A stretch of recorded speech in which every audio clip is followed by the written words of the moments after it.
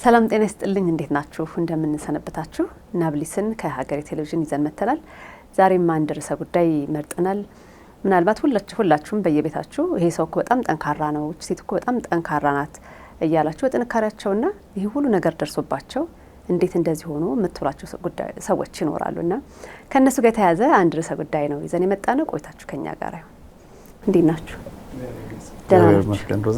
አለን እግዚአብሔር ይመስገን እንዴ ጠንካራ የማይሰበር ማንነት ያላቸው ነው የሚባሉት እንደዚህ አይነት ሰዎች በኋላ ደንብ ስንወያይበት እንዴት አይነት ነገር ዴቨሎፕ ሊያደርጉ ቻሉ የሚለውን እናያለን ግን ምን ማለት ነው የማይሰበር ማንነት ወይም ጠንካራ ማንነት የምንለው ምን ማለት ነው መሰረታዊ ጥያቄ ነው የማይሰበር ማንነት እንግዲህ በደንብ ምን ማለት ነው የሚለውን መረዳቱ ትልቅ ጥቅም አለው እንግዲህ ብዙ ጊዜ አሁን መሰበር አንዳንድ ጊዜ በህይወታችን ውስጥ እንግዲህ ራሱ መሰበር ብለን ስንገዝ ተሰበሬ ምናምን የሚለው አገላለጽ በራሱ ጥንቃቄ ይፈልጋል ኢሞሽናል ኤንድ ሴንቲሜንታል ምናምን ተብሎ አንዳንድ ጸሐፊዎች ያስቀምጡታልና ያውም በቃ አዘንኩ ከፋኝ ቅራለኝ ምናምን የሚሉት ነገሮች ስሜትን የመግለጽ ነገሮች ናቸው ቆሰልኩ ተሰበርኩ ተጎዳው ምናምን የሚሉ ግን ያለፈ ነገር አላቸውና የማይሰበር ማንነት የሚለውን ነገር በመናነሳበት ጊዜ እንግዲህ ሰዎች በህይወታቸው ውስጥ በሚያጋጥሟቸው ክስተቶች የተጠበቁ ያልተጠበቁ የታሰቡ ያልታሰቡ የሚፈልጉ የማይፈልጉ ነገሮች ውስጥ የሚሰጡትን ስሜታዊ እንዲሁም ተግባራዊ ምላሽን ነው የሚያሳየው በዋነኛነት ያው ስሜታዊ ምላሹ ነው እንግዲህ ያን ተከትሎ ግን ተግባር ይመጣል አሁን በሂደቱም ስናየው ውስጣዊ የሆነ የእምነት ስርዓታችን አለ ይሄ ቢሊፍ ሲስተም የምንለው እሱ ሐሳብና ስሜታችንን በትልቁ ይወስነዋል ያን ተከትሎ ነው እንግዲህ ተግባር የሚመጣው እና በንግግርም ይሁን በስራ የሚገለጠው ነገራችንን የሚወስነው ከስር ያለው ልክ እንደ አንድ ፋውንቴን ምንጭ ሆኖ ከስር ያለው ነገር አስተሳሰባችን ውስጣዊ የእምነታችን ስሜታችን በተለይ ደግሞ የእምነት ስርዓታችን በጣም ወሳኝ ነገር ነው እዚህ አለመሰበር የማይሰበር ስንል ከዚህ ከሚታየው በታች ያለውን ማንነትን በትልቁ ያንጸባርቃል ማለት ነው እሱ ያው ተግባርን ይጠራል እንግዲህ ይሄ የማይሰበር ማንነት በምንልበት ጊዜ አንዱ መረዳት ያለብን ነገር የማይሰበር ማንነት አለው አንድ ሰው ስንል በህይወት ውስጥ አስቸጋሪ ነገር አይገጥመውም ሁሌም ምቹ ነገር ነው ያለው ማለታችን አይደለም ወይም በሰው አይን ስናይ ያልጠበቅነው ነገር ወይም ክፉ ነገር ያለ መከሰት ጉዳይ አይደለም ከነዚህ ነገሮች ማምለጥ አንችልም ሰው ከችግር ከፈተና ማምለጥ አይችልም አንዳንድ ጊዜ ስለ ሞት በማስተምርበት ጊዜ በቃ መሞት የማይፈልግ ሰው መወለድ የለበትም ስለዚህ የተወለደ ሁሉ ባይ ዲፎልት ይሞታል ስለዚህ ልደትና ሞትን አንመርጥም ማለት ነው ማንም መርጦ አይወለድም ማንም መርጦ አይሞትም በመሃል ያለው ነገር ግን ከነዚህ በመለስ ያለው መሃል ያለው ነገር ግን የኛን ምርጫ በትልቁ ይጠይቃል ስለዚህ በዛ መንገዳችን ውስጥ ሁሌም የመረጥነውና የፈለግነው ነገር ይሆናል ማለት ግን አይደለም ስለዚህ የጠበቅነው ነገር ሳይሆን ሲቀር ያሰብናቸው ሳይሳኩ ሲቀሩ የምንሰጠው ምላሽ ይሄ በየትኛውም ሁኔታ ውስጥ ቢሆን ሁሌም ግባችንን ማዕከል ያደረገ መልስ በሚሆንበት ጊዜ እናም ደግሞ ተደጋግሞ እነዛ ነገሮች መከሰታቸው ያልጠበቅናቸው ማንፈልጋቸው ደስ የማይሉት ነገሮች መከሰታቸው እኛን በህይወታችን ውስጥ ካስቀመጥነው ዋና የህይወት ግባችን እንዲነጥሉን እንዲያረቁን እድል ካልሰጠን የማንሰበርንን ማለት ነው አለመሰበር ማለት ፍጹምነት ማለት አይደለም ስህተት አለመስራት ማለት አይደለም ስህተት እንሰራለን በዚህኛው መንገድ መሄድ ሲኖርብን በዛ ልንሄድ እንችላለን ግን ተመልሶ ወደ መንገድ መግባት ማለት ነው ስለዚህ ኢትስ ፐርፌክሽን ሳይሆን ፕሮግረስ ነው አለመሰበር ማለት መሻሻል መለወጥ መማር ማለት ነው ፍጹምነት ሳይሆን አለመሰበር ማለት አንዱ በኋላ ላይ እንመጣለን በደንብ አድርገን ውድቀት ወይም አለመውደቅ ማለትም አይደለም። ይሄ በቃ ሁሌም ምንም ነገር ቢፈጠር በቃ ይሄ እኔ እንደውም በምን ብገልጸው ይሻለኛል? ይሄ መለጠጥ አለ አይደል?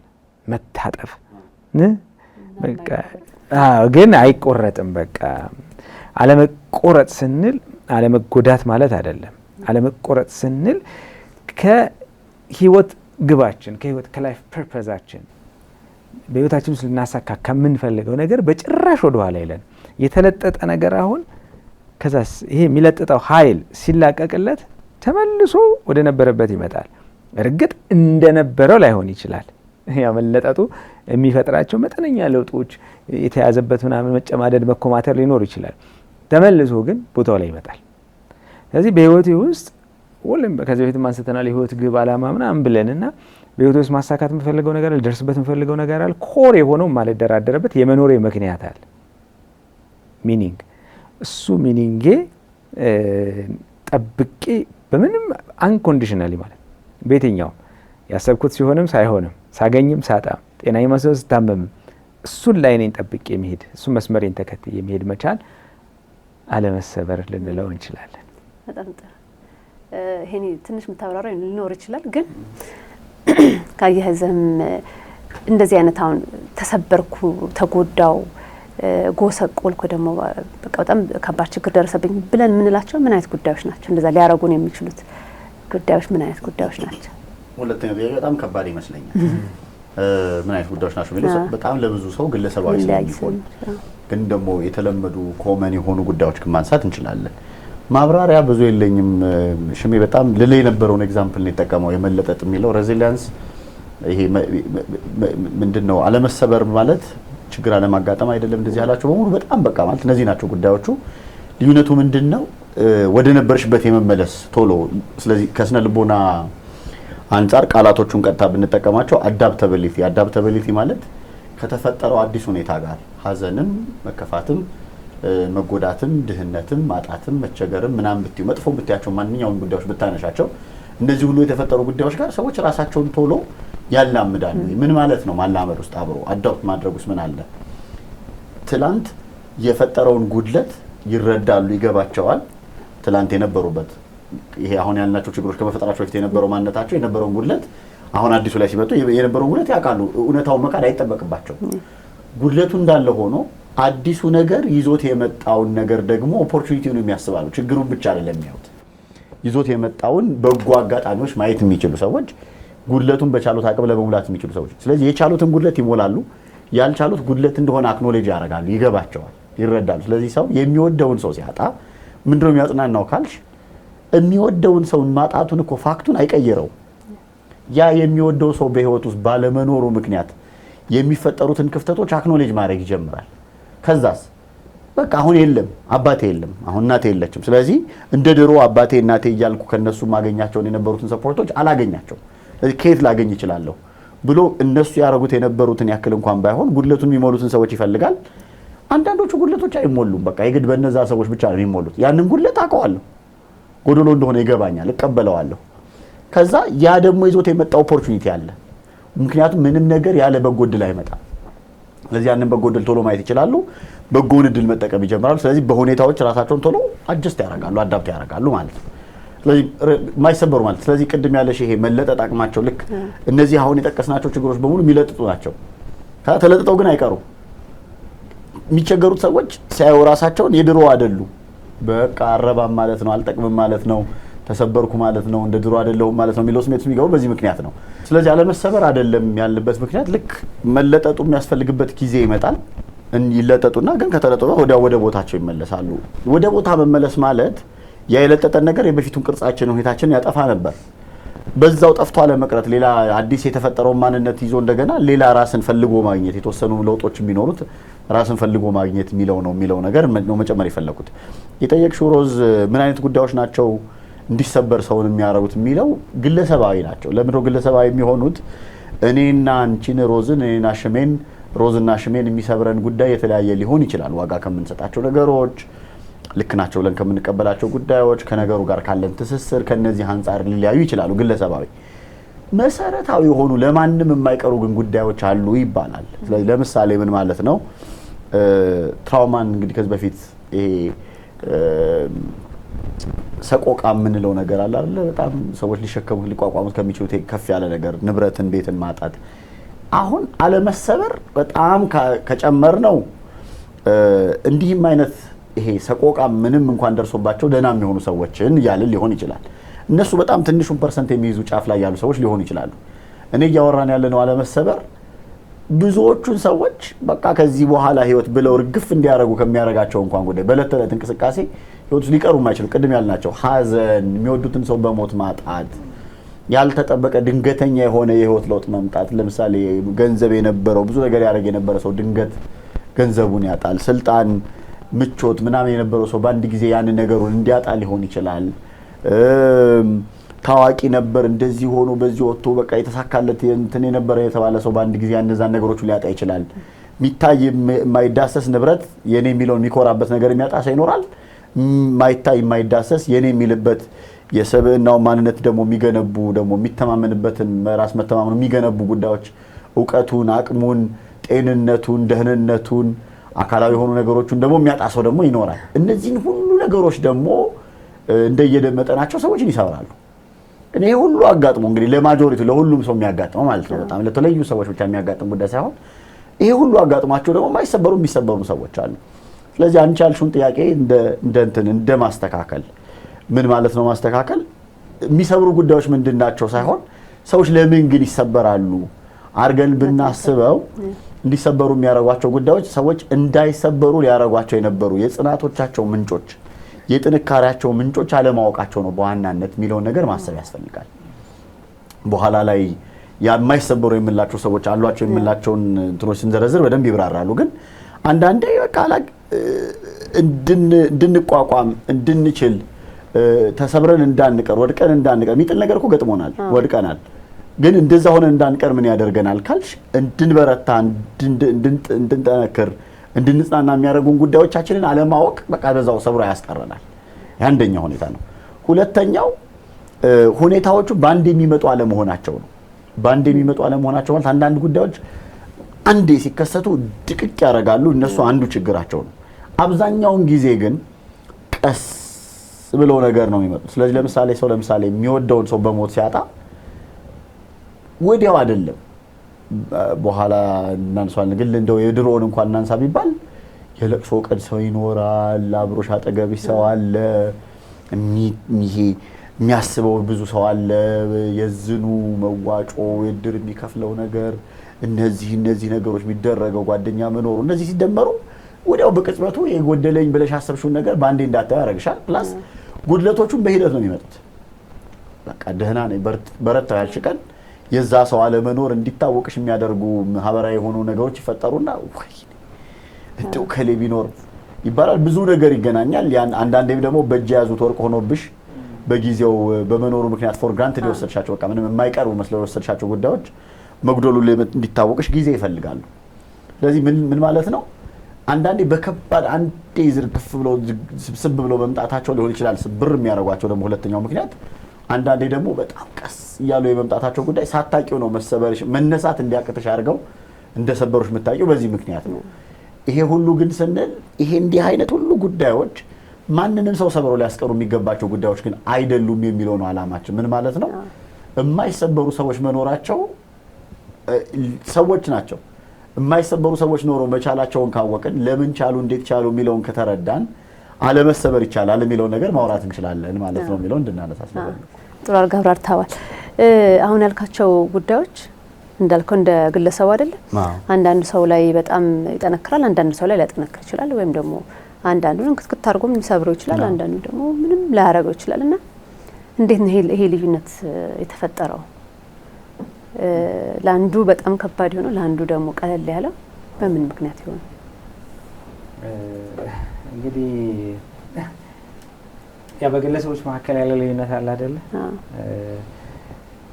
ኤግዛክትሊ ኦሮምኛውን ባላቀውም በኦሮምኛ የሚነገር ወደ አማርኛ ያስተረጎምኩት አንድ አባባል አለ። ሰው ደህና አደርክ ይላል፣ አዳሩን የሚያውቀው ግን ያደረው ባለቤቱ ነው። እና እና ኢንዲቪጁዋሊ እንደ ግለሰብ ያለን ነገራችን ነው የሚወስነው። ብዙ ጊዜ እንግዲህ ያጋጥመናል ቴራፒ ላይ እንደ ቤተሰብ አንድ ችግር ተፈጥሮ ተመሳሳይ ችግር ተፈጥሮ ወንድምና እህት ወይም ወንድምና ወንድም እህትና እህት ሊሆን ይችላል የሚመጡት። አንደኛው ታካሚ አንደኛው ደግሞ አሳካሚ ሆነው ማለት ነው። ለሁለቱም ችግሩ አንድ አይነት ነው። ለምሳሌ እናታቸው ሊሆን ይችላል በሞት ያጡት። ስለዚህ እናትነቷ ለሁለቱም እኩል ነው። ግን ወንድምየው ታማሚ እህትየው አስታማሚ ሆነው ሲመጡ ለዛ ችግር ያ ችግር የፈጠረው ማለት ነው። እንግዲህ አንድ ቤት ውስጥ አድርገው ግን ሁሌም እንደምናምነው ምንድን ነው ልጆች አንድ ቤት ውስጥ ማደጋቸው አንድ አይነት ከባቢ ውስጥ አድገዋል ማለት አይደለም። ምክንያቱም ኤክስፒሪየንስ ነው ጉዳዩ። እዚህ አንድን ክስተት ኤክስፒሪየንስ የምናደርግበት መንገድ የተለያየ። እዚህ ለነገሮቹ ከምንም ነገር በላይ ከሆነ በህይወታችን ውስጥ ክስተቶች ይፈጠራሉ። የሆነ ነገር ይከሰታል፣ የሆነ ነገር ይመጣል፣ የሆነ ቃል እንሰማለን፣ የሆነ ነገር እንባላለን፣ የሆነ ነገር ይደርስብናል። እሱ ብቻውን ለውጥ ሊሆን አይችልም። እሱ ብቻውን ውጤት ሊሆን አይችልም። ውጤት የሚሆነው ለዚህ ጉዳይ የምንሰጠው ትርጉም አሁን ውጤቱን የሚወስነው እዚህ ሚኒንግ አለ። እንደውም ቪክቶር ፍራንክል ምንድነው የሚለው በክስተትና በምላሽ መካከል ክፍት ቦታ አለ ይላል። እዛ ክፍት ቦታ ላይ የመምረጥ ነፃነታችን ተቀምጧል። ያ ነፃነታችን እድገታችንንም ደስታችንንም ይወስነዋል። አሁን ውጤቱ በትልቁ የሚወሰነው በምርጫችን ነው። ለተከሰተ ነገር መልስ ከመስጠታችን በፊት የመምረጥ ነፃነታችን ነው። እሱ ነፃነት የምንጠቀምበት መንገድ ግን የተለያየ ነው። ስለዚህ ያ ምላሽ ትርጉም ይሰጣል። አእምሯችን ለየትኛውም ነገር ትርጉም ይሰጣል።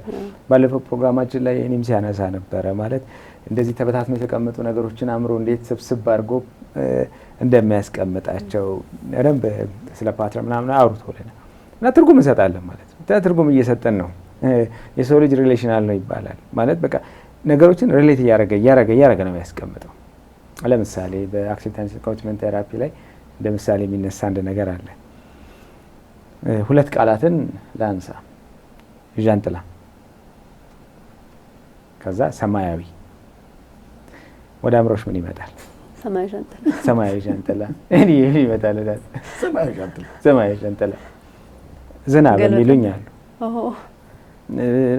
ብዙ ነገር ማለት ነው። አሁን ሰማያዊ ዣንጥላ ግን እነዚህ ሁለቱ ነገሮችን ሰማያዊ ዣንጥላ አሁን ሰማያዊ ከለር እና ዣንጥላ የሚባለውን ስም አመጣ። ሁለት ስሞች ነው የተናገርኩት፣ ግን ቶሎ ብሎ ይደባል አእምሯችን ሪሌት ያደርጋል። ዝም ብሎ አያስቀምጥማ። በቃ ሪሌሽናል በቃ ሪሌት ያደርጋል። እና ከዛ አንፃር የተከሰተው ነገር ትርጉም እንሰጠዋለን። ትርጉም ሰጠን ነው የምናስቀምጠው። ያ ትርጉም ውጤቱን ይወስናል። አሁን ተሰበርኩ የሚለው ሰው ከዚህ በኋላ ወደዚህ አልሄድም የሚለው ሰው እዛ ትርጉም ላይ ተመስርቶ ነው። ደጋግሜ ንግድ ስራ ሞክሬያለሁ፣ ስለዚህ ንግድ ስራ ለእኔ አይደለም። ስብር ግን እኮ መሆን የምትፈልገው ምንድን ነው ስትይው ጥሩ ነጋዴ። ተደጋግሞ የተከሰቱት የህይወት ኤክስፒሪየንሶቹ በቃ ለእኔ አይደለም እንዲህ ላደረገው። የፍቅር ግንኙነት ሞክሬያለሁ ግን በቃ ለእኔ የሚሆን ወንድ የለም። ድምድም ቁጭ። ስለዚህ ከሪሌሽንሽፕ ከዚህ በኋላ አልፈልግም፣ ግን ጥሩ ትዳር እንዲኖረኝ ይፈልጋለሁ ምትል የነበረች ሴት ማለት ነው። ስለዚህ በቃ ያ ትርጉማችን ሰብሮ ቁጭ ያደርገናል። ይሄ ትርጉም የዛሬ ብቻ አይደለም። ሁኔታዎች ሲከሰቱ ቀጥታ የምንሰጠው ብቻ ላይሆን ይችላል። ከኋላ ጀምሮ ከሆነ ህይወታችን ክፍል ጀምሮ ያመጣ ነው ሊሆን ይችላል። ዛሬ ላይ ማኒፌስትድ የሚሆነው የሚገለጠው ማለት ነው። እና አንዱ መሰረታዊ ነገር ሰዎች ይሄ ያላቸው የህይወት ተሞክሮና ኤክስፒሪየንስ ለዛ ሊያመጣቸው ይችላል፣ ልዩነት ሊፈጥር ይችላል።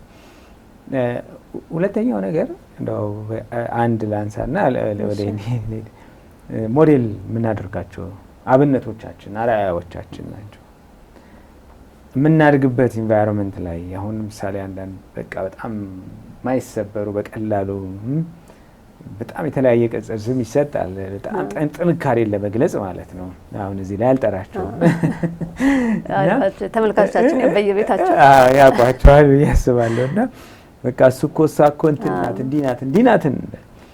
እነዚህ ስም እየተሰጣቸው ባሉ ሰዎች ሜንቶርሺፕ ስር በእነሱ እንክብካቤ፣ ድጋፍ፣ መንገድ መሪነት ውስጥ ስናድግ እንወርሳለን ያንን ጠባይ ያንን አመል። ስለዚህ ያን ያለመሰበር ተለጥጦ ምናምን መነሳትን ልክ እንደ አፈር ልሶ ምናምን ተነሳ እንደዛ የመነሳትን የህይወት ተሞክሮ አዳብረን እንመጣለን። አርአያዎቻችን ሞዴሎቻችን እነዛ ሰዎች ስለሚሆኑ ማለት ነው።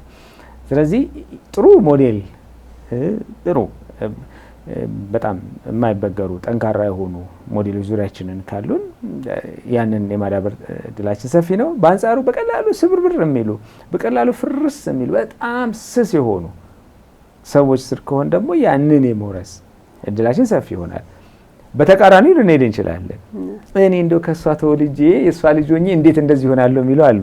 ጠንካራ እናት ኖራቸው ግን እነሱ ስስ ሲሆኑ፣ በአንጻሩ ደግሞ በጣም ይገርመኛል እኮ እሱ አሳድጎ እንዴት እንደ አይነት ጠንካራ መሆን የሚባሉም አሉ።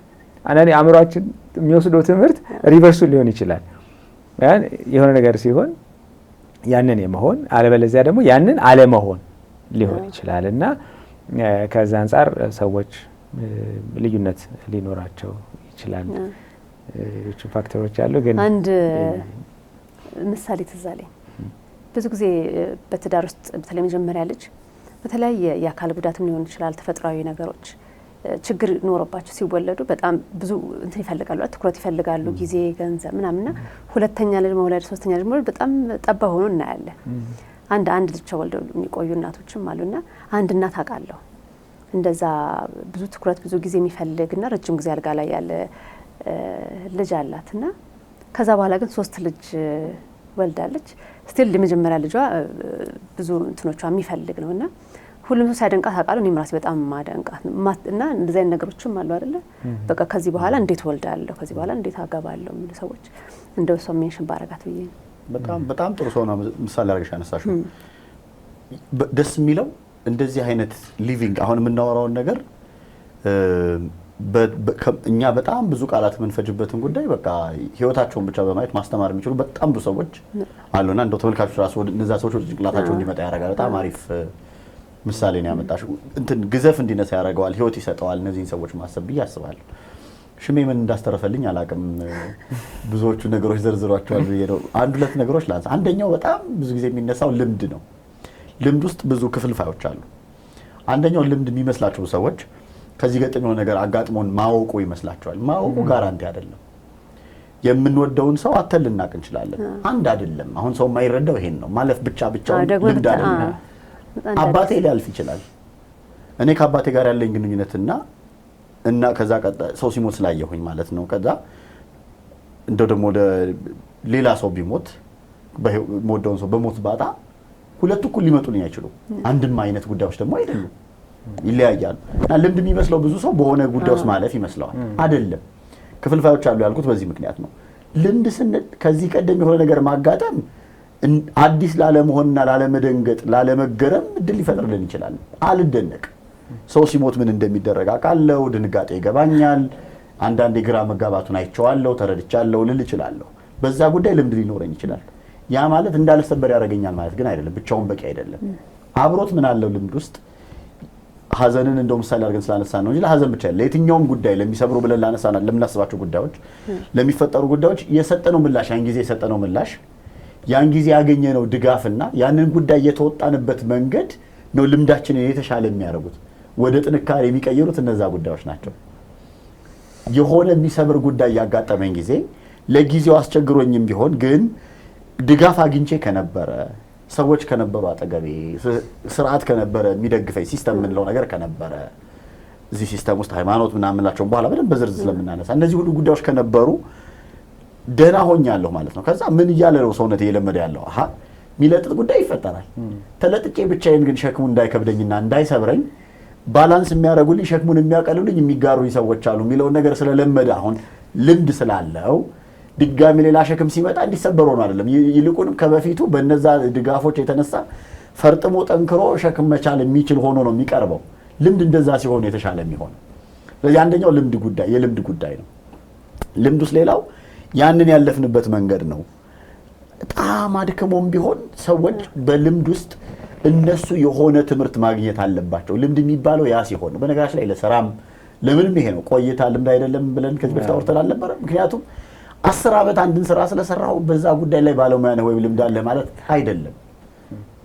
10 ዓመት በመቆየቱ ሂደት ውስጥ አንተ ከስህተቶች የትኛውን ተምረሃል፣ አዳዲስ የአሰራር ዘዴዎች ምን አውቀሃል ነው። ህይወትም እንደዛ ናት። መከራ በየቀኑ የሚያጋጥመን ሰዎች ነን። ከእያንዳንዱ ከሚያጋጥመን መከራ የትኛውን ጥንካሬ፣ የትኛውን ስህተት አለመድገም፣ የትኛውን አለመሳሳት የሚባለውን ነገር፣ የትኛው ነገር የበለጠ ጎጂ እንደሆነ ቀምሶ ተረድተን አውቀናል የሚለውን ልምድ እያገኘን ነው እኛ የሚለው ደግሞ ማተር ያደርጋል። ሁለተኛው ጉዳይ ስለዚህ ጫንቃው በጣም ጠንከር እንዲል የመሸከም አቅሙ እንዲበረታ የሚያደርግ ጉዳይ ይሆናል ልምድ።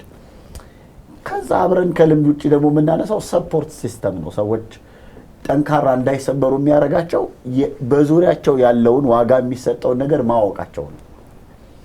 በጣም የሚገርመው ያልተሰበርነው ሁላችን ሁሌ ጠንካራ ስለሆነ አይደለም። የግላችን ጥንካሬ እኛ አለን የምንለው የቱን የሚያክል ያለን ጥንካሬ ብቻችንን ስንሆን ከሚፈጠረው ጉዳይ አንጻር በጣም ልፍስፍስ የሚሆንበት ጊዜ አለ።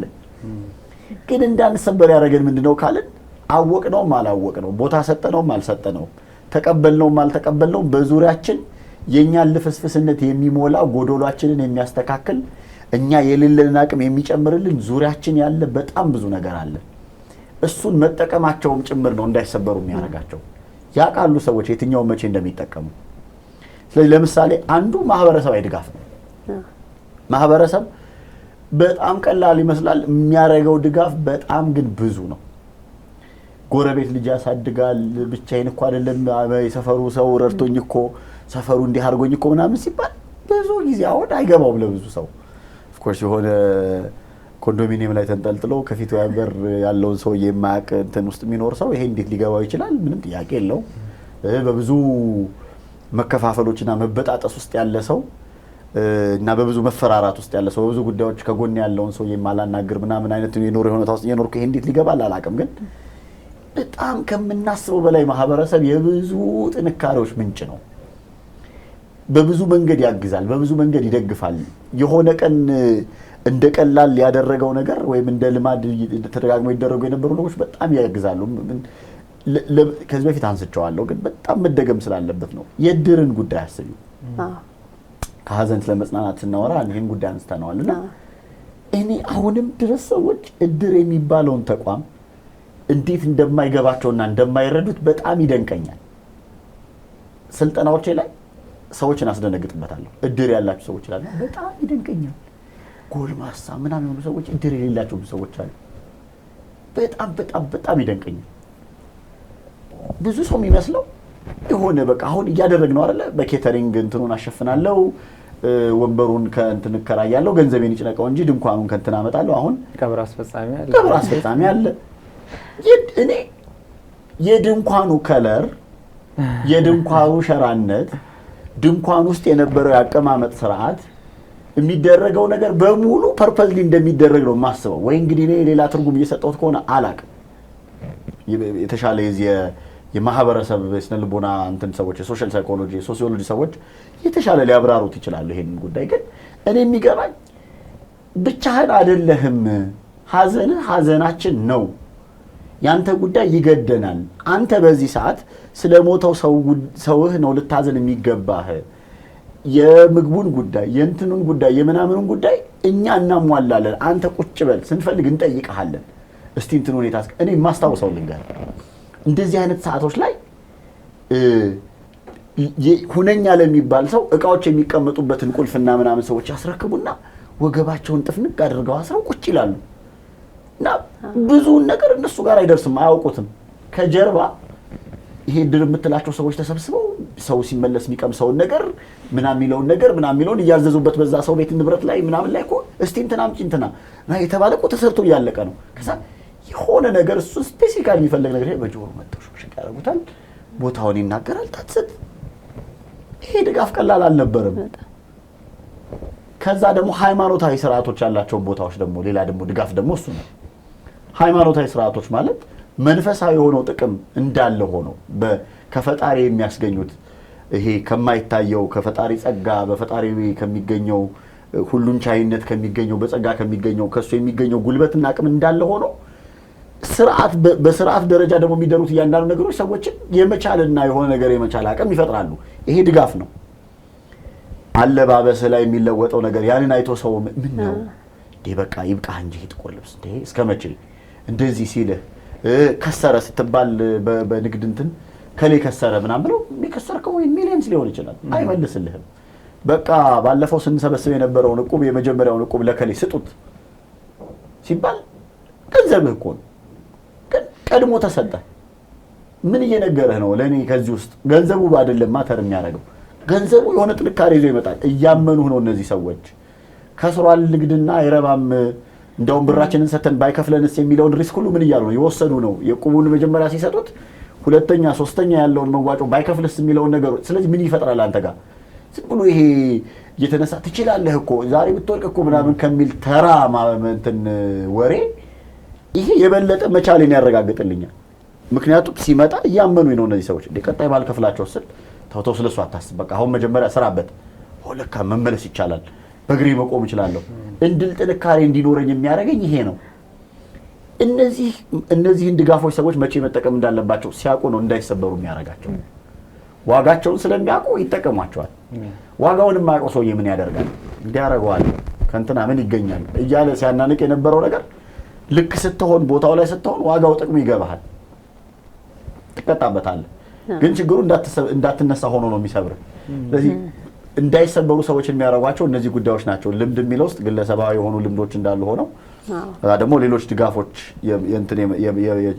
የመጨረሻ አንድ ሶስተኛ አልጨምርና እንድንል እሱን ሳትጨምር በፊት ግን በጣም ጥያቄ ልጨምር አይደል? ተመልካቾቻችን አላችሁ ወይ? እና ደግሞ የእናንተንም ተሞክሮ መቼም የምናወራቸው ነገሮች እኛም አሁን እያለፍንበት ካለው ህይወት ጋራ እያገናኘን ስንሰማው የበለጠ ውጤት ያመጣልና የናብልስ ተመልካቾች ይሄን የማይሰበር ማንነት እንዴት ነው አለኝ ወይስ የለኝም እንዴት ላመጣው እችላለሁ የሚለውን ሁሉ እያሰባችሁበት ቆይታችሁ ከኛ ጋር እንዲሆን ለመጋበዝ ነው የመጣሁት።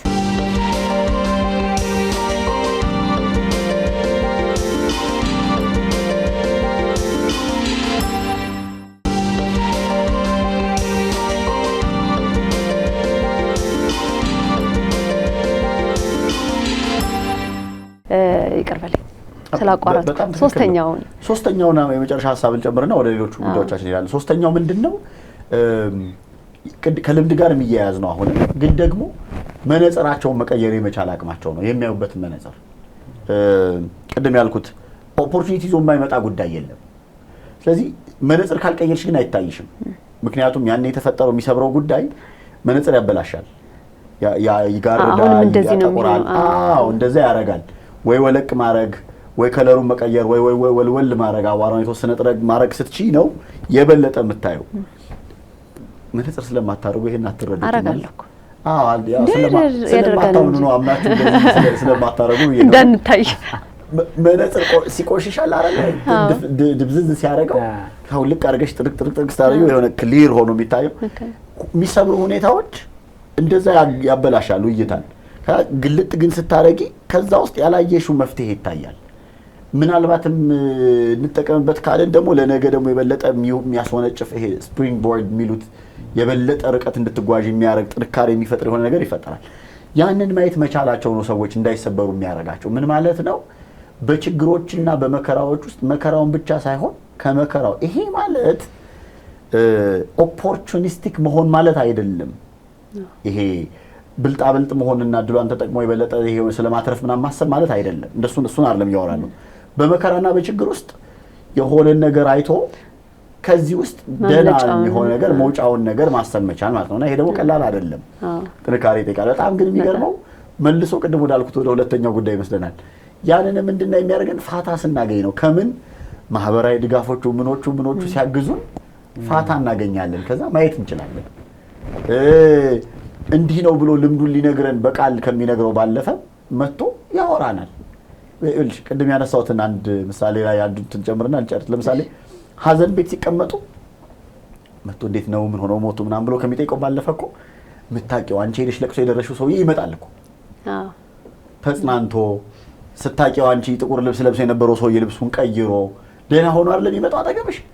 በቃ እኮ ያንን ሰውዬ ማየት ያ ሰውዬ አጠገብሽ መጥቶ አይዞህ እንደው እግዚአብሔር ያበርታችሁ እንደው እንደዚህ ምናምን ሲልሽ መስማት በላይ ሞቲቬሽን ከየት ይመጣል? ምክንያቱም ያለው አለበትን የሆነ ነገር ከሚነግረኝ ሰውዬ የተሻለ እንደኔ የኔ ቁስል የሚገባው የሆነ ሰውዬ ተቸግሮ ነበር ሄጄ እኮ ለዛ ቀን አጽናንቼዋለሁ። ሚጽናናም አልመሰለኝም ነበር፣ የሚበረታም አልመሰለኝም ነበር። ደህና ሆኖ ስራውን እየሰራ ነው እየተመለሰ ነው። ያ ሰው ደግሞ እኔ ጋር ይመጣል። አሁን ተራ እኮ አይደለም እየተመላለስን ያለ ነው፣ ብድር አይደለም እየተመላለስን ያለ ነው። ግን ብድርም የሚመስል ግን ደግሞ መመላለሱ የማይቀር ነው። ዛሬ እኔን ያጋጠመኝ ነገር ወዝናሽ ምን ሊያጋጥማቸው ስለሚችል አለ ያንን ሲስተም የዘረጋንበት መንገድ የሲስተም አስፈላጊነቱ ጭምር ይሄ ነው። ያ ፋታ ይሰጠናል። ያ የሆነ ነገር እንድናይ ያደርገናል። ከዛች ፋታ ውስጥ አይና አለካ ከላይ እንዲበረታ ያደረገው እንዲህ ከሆነ እኔስ እንዳልችል የሚያደርገኝ ምንድነው? የበለጠ ደግሞ ወይ ከሱ ጋር ጓደኛ እንሆናለን። ምክንያቱም ያግባባናል በማስ ጋራ ጉዳይ አለና ከዛ እንደዛ ስል ከሱ ለህይወት ልምድ የሆነች ነገር ወስዳለሁ። እሱ ያየባትን አቅጣጫ እሱ መፍትሄ ያየበትን መንገድ ከዛ እኔ ደግሞ ለራሴ እንዲመቸኝ አድርጌው እቀጥላለሁ። ስለዚህ እነዚህ ነገሮች ተደማምረው ነው ሰዎች እንዳይሰበሩ የሚያደርጋቸው። በጣም እኔ አንድ አባባል ትዝ አለኝ ከዚህ ጋር ሂዳ አይዳላቅም ብጮ ጨመረልኝ የሚባል ሰምታችሁ ታውቃላችሁ? የሆነ አንዱ ሀዘንን ይወልዳል የሆነ ነገር ያመጣልና ከዚህ ጋር አያይዘን ይሄንስ የምንፈታበት መንገድ ወይም ደግሞ እንዴት አድርገን ነው አሁን እነዚህ ነገሮች በሙሉ አሁን እንዳልሆነ ይሄንም አንዳችን የገጠመን አንዳችን ይገጥመናልና እንዴት ነው ያን እንዳንሰበር ሊያረቅም ዝግጅት ማድረግ የምንችልባቸው ነገሮች ይኖራሉ ወይና አለመጮሃችን ወይ ደግሞ ተናለ ማድረጋችን ችግሮች ተደጋጋሚ ችግሮች እንዳይመጡብን ሊያደርግልን ይችላል። ያው አንዱ መንገድ እሱ ሊሆን ይችላል፣ ብቻኛው አይደለም። እሱ እመጣለሁ ስለ ሀሳብ ከመስጠቴ በፊት እኔ ስለ ማህበራዊ ድጋፍ እና ስላሉን የድጋፍ ስርዓቶች ሲያወራ አንድ ነገር ትዝ አለኝ። ማለት የተስፋ ብድር ታውቃላችሁ? አንተ ብዙ እንትን ስለምትፈታ እና እኔ ጀመረው ያልከው አይ ተስፋ መበዳደር ያው የገንዘቡን የቁቡን የምኑን አስናቋል። አዎ እና ተስፋ እንበደራለን። አሁን ትልቁ መጽናናት አንዱ የሚመጣው ከዛ ነው። ማለት አንዳንድ ጊዜ በጣም ነገሮች ሲደራረቡ ወይም ደግሞ ቅድም እንደተባለው አንዱ ነገር ግን በጣም ኢንቴንስ ሆኖ ያው በግለሰቡ ሚዛን ማለት ነው። መቼም ትንጥዬ ውሻና ትልቅ ውሻን ጭቃ ላይ ያስቁመን ምን ያህል ጥልቅ ነው ብለን አንድ አይነት ጥያቄ ብንጠይቃቸው ጥልቀቱን እኩል አይነግሩንም። ትልቁ ውሻ ጭቃ አለ እንዴ ሊል ሁሉ ይችላል። ትንሿ ግን ውስጥ ጉልበቷ ድረስ ውጧት ሊሆን ይችላል። እና የነገሮች ጥልቀታቸው ይሄ ኢንቴንሲቲው ከሰው ሰው ይለያያል። እና ያ ነገር ተከትሎ ሰዎች በቃ ከዚህ በኋላማ ምን ተስፋ አለኝ ምናምን ነገር ብለው ተስፋቸው ሊፈተን ይችላል። እዛ ሰዓት ላይ ግን የሚመጡ ሰዎች የሚከሰቱ ሰዎች አይዞ በርታ፣ አይዞሽ በርቺ፣ እኔም እንዲህ ነገር ገጥሞኝ እንዲህ ተፈጥሮ ያውቃል፣ አሁን እንደዚህ ሆኛለሁ፣ ጓደኛ ሊሆን ይችላል፣ ድርተኛ ሊሆን ይችላል፣ የተለያዩ የሃይማኖት መምህራን ሊሆን ይችላሉ፣ ከቅዱሳት መጽሐፍት አጣቅሰው ምን ብለው ያኔ ኦልሬዲ ወርዶ የነበረው ተስፋዬ መምጣት ይጀምራል። በጣም ወደው የእንግሊዝኛ ግጥም አለ ሙሉን አለም ሀሳቡን አንዷን ሀሳብ ብቻ ግን ላንሳትና ተስፋ ያልቆብኛል፣ እባክህን አንተ ጋር ያለውን ተስፋ በድረኝ፣ ነገ ደግሞ የኔ ተስፋ ሞልቶ ለሌሎች ማበደር እንድችል ይላልና እንዲሁ ነው የተነሳው ሰውዬ ተጽናንቶ የቆመው ሰውዬ ከዛ ደግሞ ለሌላው መበርታት ምክንያት ይሆንና ያ በርትቶ ነገ ደግሞ ሌላውን ሰው አይዞ ይላል፣ እኔም አልፌበታለሁ ማለት ይጀምራል ማለት ነው። እና በዚህ በማህበራዊ ድጋፍ ስርዓታችን ውስጥ አንዱ የምናገኘው ትልቅ ጥቅም ተስፋ መበደር እና እንደ ተስፋ እየተበዳደርን ባንቆይ ኖሮ እዚህ ጋር እንደርስ ነበረ በጣም እና እዚህ አንዱ ጠብቆ ያቆየን ነገር እሱ ነው። እዚህ ምንድነው መሆን ያለበት ማድረግ ያለብን እንደሚል ሀሳብ ስንመጣ እንደው በንጽጽር ላስቀምጠው። ይሄ የታሸገ ውሃ አለ አይደል? እና ውሃው ሙሉ የሆነ እቃውና ውሃው ተጠጥቶ ያለቀ ባዶ ሁለቱንም እንደው እንደዚህ አድርገን በተመሳሳይ ግፊት ጭምቅ ብናረጋቸው ምንድን ነው የሚሆነው? ያኛው ጭምድዳል ጭምድድድ ይላል። ይሄኛውስ ይቆያል። ትንሽዬ ጫና ሊኖር ይችላል፣ ግን ስንለቃቸው ደግሞ ልዩነቱን እናየዋለን። ሲለቀቁ ያ ወደ ነበረበት በቀላሉ ይመለሳል። ይሄኛው ግን መመለስ ይከብደዋል። ቢመለስም ደግሞ በጣም ብዙ ተቆሞታትሮ እናንተን ሆኖ ነው የሚመለሰው። ለውጡን የፈጠረው ምኑ ነው? ከውጭ የመጣባቸው ግፊት አይደለም። አስቀድሞ ውስጣቸው የሞላው ነገር በውሃ ሲሞላና በአየር ሲሞላ እኩል አይደለም። እኔ ስለማበጥ የፊኛውን ወንዝ ያነሳለን እንደነበረው ምሳሌና በጣም ልዩነቱ እዛ ጋር ይመጣል ማለት ነው። ለዚህ አስቀድመን የምንሞላው ነገር አለ፣ ሳይከሰት አስቀድመን ራሳችን ላይ የምንሰራው። ይሄ አሁን ፐርሰናል ግሮት ብዙ ጊዜ አሁን ካውንስሊንግ ምናምን ሰዎች ፈልገው ሲመጡ አብዛኞቹ ችግር ተፈጥሮ ችግሩን ለመፍታት ነው የሚመጡት። የካውንስሊንግ ዓላማ እሱ ነው የሚመስላቸው። ግን ፐርሰናል ግሮት አንዱ ማደግ አስቀድመን ገዝፈን መዘጋት፣ ልክ እንደ ክትባት። እንደውም ባለጉዳዮች ሲመጡ ክትባትን ምሳሌ አድርጌ ያነሳላቸዋለሁ። ሰው የሚከተበው አሁን ስላመመው አይደለም። ኢሚዩን ሲስተሙን የበሽታ መከላከል አቅሙን አሳድጎ ነገ ያን በሽታ አምጪ ተዋስ በሰውነት ውስጥ በሚገባበት ጊዜ በቀላሉ ማሸነፍ መርታት እንዲችል ነው። ስለዚህ በተለያዩ ጉዳዮች ክትባት መውሰድ አለብን ማለት ነው። አካላዊ ጥንካሬያችን ላይ ክትባት መውሰድ አለብን። አንድ የትራውማ ሂሊንግ እንትን በሚሰጥበት ጊዜ እዚህ ከሰሜን ጦርነት ምናምን ጋር ተያይዞ አንድ ወዳጅ አንድ አሰልጣኞቹ መካከል አንዱ ምን አለኝ፣ እኔ አሁን 2 ልጆች ታቅፌ ግራና ቀኝ ይዤ 60 ኪሎ ሜትር በእግር ሄዳለሁ ብዬ አለምም አስቤም አላውቅም። ያ ክስተት ግን ብዙ ነገር አስተማረኝ። አካላዊ ጥንካሬ ላይ መስራት አለብኝ። ፊዚካል ሬዚሊየንስ የምንለው ማለት ፀሐዩን፣ ዝናቡን እርግጥ የሆነ እንትን ውስጥ ትግል ውስጥ ከተን እሱ አይደለም አለመሰበር፣ እዛ ትግል ውስጥ በመግባት አለመሰበር አይመጣም። ግን በቃ ህይወታችን ላይ ፕሮአክቲቭ ሆነን መስራቱን ነው የምናነሳው። እንደው አንዳንዶቹ ያላግባብ የሆነ ቻሌንጅ ለራሳቸው ይሰጣሉ።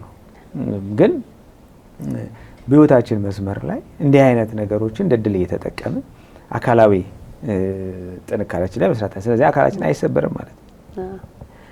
ሁለተኛው ነገር ስሜት ኢሞሽን ማስተሪ ላይ መስራት አለብን። ስሜታችን መቆጣጠር፣ በስሜታችን ላይ መሰልጠን ማለት ነው። በቃ ስሜታችን። ስለዚህ ሀዘንንም ስንገልጽ፣ ደስታንም ስንገልጽ፣ ፍቅርንም ስንገልጽ፣ እንደው ምንም አይነት ልዩነት አለመኖሩንም ስንገልጽ የምንገልጽበትን መንገድ፣ ሌሎችንም ስሜቶቻችንን የምንገልጽባቸውን መንገዶች እነሱ ላይ በደንብ ስሜታችን ላይ መሰልጠን ማለት እኔ ስሜቴን ልመራው እንጂ ስሜቴ እኔን እንዲመራኝ አለመፍቀድ። ልክ እንደ ፈረስ ግልቢያ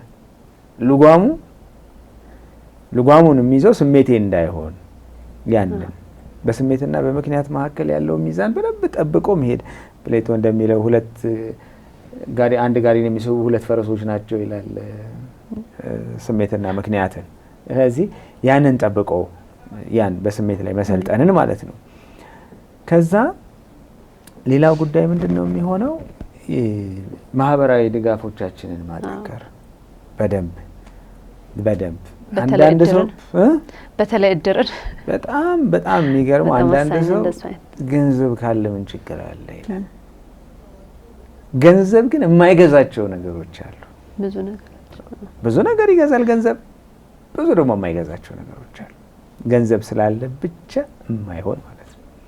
ከዚህ ከእድር ጋር ተያይዞ አንድ የሰማሁት እንትን እድር አለ። ሰው መምጣት ካልቻለ ገንዘብ ይከፍላል፣ ባለሙያ ይቀጠራል። ከዛ እና አንድ ሰው በቃ እንደው ለመግባት እና ለመመሳሰል ያለ አይነት ነገር የገባች ሴት በቃ ገንዘቧን ትልካለች።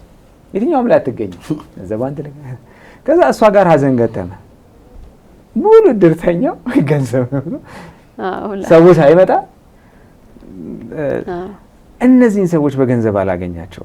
አይሽ ሰርቪሱን ላገኘው ይችል ይሆናል፣ ግን ሰዋዊ የሆነው ነገር በጣም ቅርብ ጊዜ በዚህ በኤአይ ላይ አንድ እንትን እየሰማው ነበርና ኤአይ የማይተካቸው ስራዎች አይኖሩም ይላል ባለሙያ። በጣም ይሄ ኤአይ ሴፍቲ ላይ ሴኩሪቲ ላይ ኤአይ ሴፍቲ ላይ የሚሰራ ሰው ነው፣ ባለሙያ ነው። እና በጣም የማይተካቸው ስራዎች ኦልሞስት አይኖሩም፣ ግን ሂማናይዝ ማድረግ በጣም ከባድ ቻሌንጅ እሱ ነው።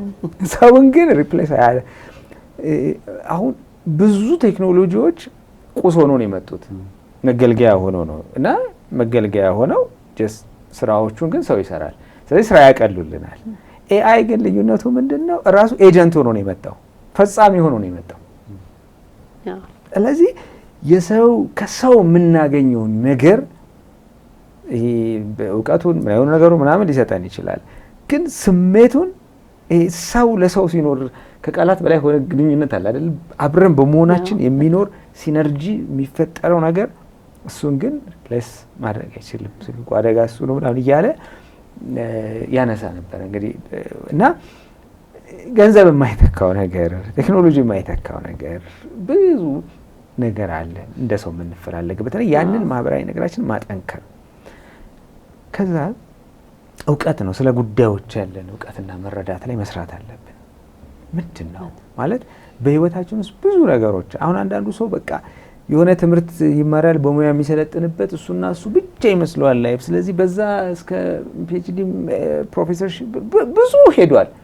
በቃ ተጠያቂ ሰው ሊሆን ይችላል በዛ ጉዳይ ላይ። ግን ያ ማለት በህይወቱ ውስጥ ሙሉ ያደርገዋል ማለት አይደለም፣ ወይም ለህይወት ያለው እውቀት ሙሉ ነው ማለት አይደለም። ስለዚህ ሆሊስቲክ የሆነ እውቀት ዙሪያ መለስ የሆነ እኔ ንባብ ላይ ምንም ላይ ስልጠናዎች የምሰጥበት ጊዜ እንደ የተመጣጠነ ንባብ ይኖራችሁ፣ ባላንስ ዳይት ብቻ ሳይሆን ባላንስ ሪዲንግ ያስፈልጋል እላለሁ። የተመጣጠነ ነው ከተለያዩ እውቀት ዘርፎች ላይ በተወሰነ። ስለዚህ ህይወትን የምናይበት ቅድምም እኔ መነጽር ብሎ የገለጸው ነገር መነጽራችን ይስተካከላል ማለት ነው። በዚህ ጉዳዩን ከተለያየ አቅጣጫ እናየው፣ ከባህል፣ ከፖለቲካ፣ ከኢኮኖሚ፣ ከምናምን ከመንፈሳዊ አንጻር እናየዋልና ያንን እውቀታችን አእምሯችን ላይ እውቀታችን ላይ መስራት ነው። የመጨረሻው ስፒሪቹዋል የሆነው ነገር የሰው ልጅ ነፍስ አይደል? ስለዚህ እሱ ላይ በደንብ ያ ስፒሪቹዋል ሬዚሊየንስ እሱ ግሮውት መንፈሳዊ እድገት እንዳንሰበር ያደርገናል። በቃ ነገሮችን የመቋቋም አቅማችንን በትልቁ ይጨምረዋል። እና በዚህ ከሞላ ነው የሚጨመድድ ኃይል ቢመጣም ትንሽ ሊያከማትረን ቢችል ግን ተመልሰን ወደ ቦታችን በቀላሉ እጅ አንሰጥም።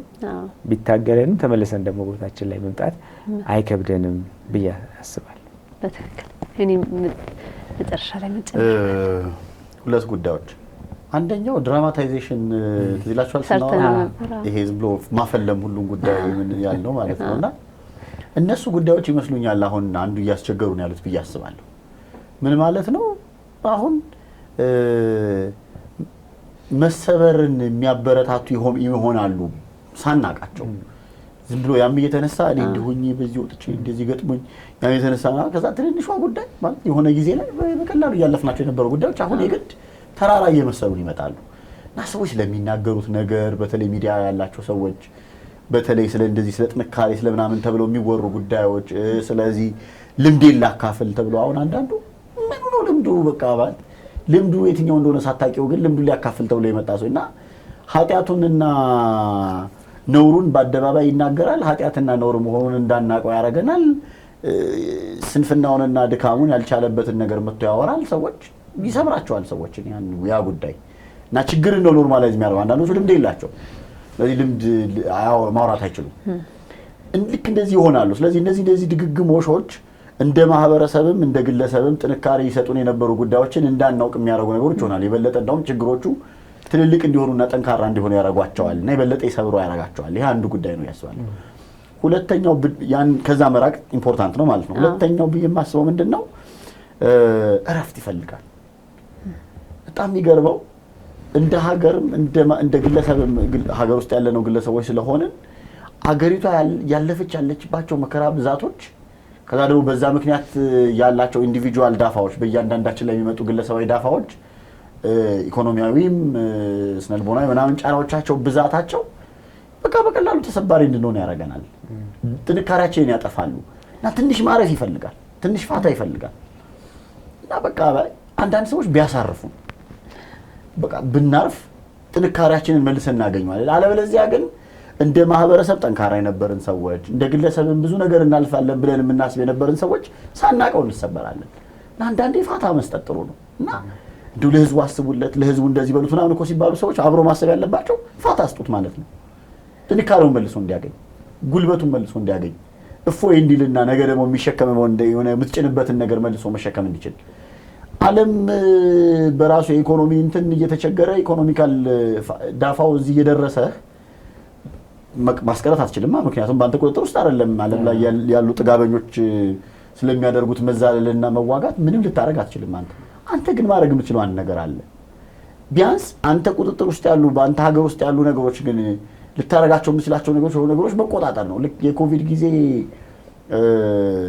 ስራ እንደዚህ ምን እናገኛለን ምን እንበላለን ሲሉ ሰዎች አይዟችሁ በዚህ በምትቸገሩበት ጊዜ ትንሽ እንደዚህ ያረጋችኋለሁ የእንትን እፎይታ ሰጣችኋለሁ እንደዚህ የሚለው ነገር እኮ ያሳርፋል። እያሰብክልኝ ነው እንዲህ ነው እኮ እንደማለት ነው። ስለዚህ መንግስት ሊሆን ይችላል፣ ተቋማት ሊሆን ይችላሉ፣ ግለሰቦች ሊሆን ይችላሉ፣ ስርዓቶች ሊሆን ይችላሉ። እፎይ የሚልበት ትንሽ ረፍት የሚያገኝበት ሰው ሲያገኝ እንዳይሰበር ትረዳዋል። አለበለዚያ እንደ ማህበረሰብ ይሄ ማህበረሰብ የማያልፍ መከራ ውስጥ ነው፣ የማይቋረጥ መከራ ውስጥ ነው እያለፈ ያለው። የነዛ ድግግሞሽ የቱን የሚያክል ጠንካራ ቢሆን የሆነ ነገር ይሰብሩታል። እነዛ ደግሞ ግለሰባዊ ዳፋ አላቸው። እንደ ግለሰብ የሚደርሱን ድርሻዎች አሉ። እነዛ ድርሻዎች ሳናቀው ይሰብሩናል። ስለዚህ ረፍት ነው ሌላኛው ልፈልግ ነው ሁለተኛውና ማረፍ በጣም ጥሩ ነው። ረፍ ስንል ትንሽ እንችላለን፣ ጉልበት ትንፋሽም ሰብሰብ እናደርጋለን፣ ጉልበትም ሰብስባለን ይቻላል። እነዚህ ጉዳዮች ላይ መስራት ነው። ቅድም ያልኩትን ለማጠንከር ሽሜን በጣም ደጋግሞ ስላነሳው እባካችሁ እንደቀላል ያየናቸው እንዳንሰበር ሆነን የሰሩን ተርታ የመሳሰሉን ጉዳዮች ይሄ መንፈሳዊ የሆኑ ድጋፎች፣ ሃይማኖታዊ የሆኑ ድጋፎች፣ ማህበረሰባዊ የሆኑ ድጋፎች እንደቀላልና እንደ ልምምድ እንደ ኋላ ቀር ጉዳይ እያየን የተውናቸው ሁሉም ማለት ላይሆን ይችላል። ግን እነዚህ ሁሉ ጉዳዮች ላለመሰበራችን ጥንካሬ ምንጫችን ስለሆኑ እነሱም ላይ አጠንክረን መስራት ጥሩ ነው ብዬ አስባለሁ። በትክክል እናመሰግናለን። ተመልካቾቻችን እንግዲህ የናብሊስ ዓላማው ሀሳብን ወደ እናንተ ማቅረብና እናንተ ደግሞ እንድታወጡ እንድታወርዱ ከዛ ደግሞ ወደ መፍትሄው እንድትሄዱበት ማድረግ ነውና በደንብ ተመልክታችሁ አስቡበት። ለውጥ የምታመጡበት ርዕሰ ጉዳይ እንዳነሳን ደግሞ ተስፋ እናደርጋለን። ሳምንት እንገናኛለን። ሰላም ሁኑ።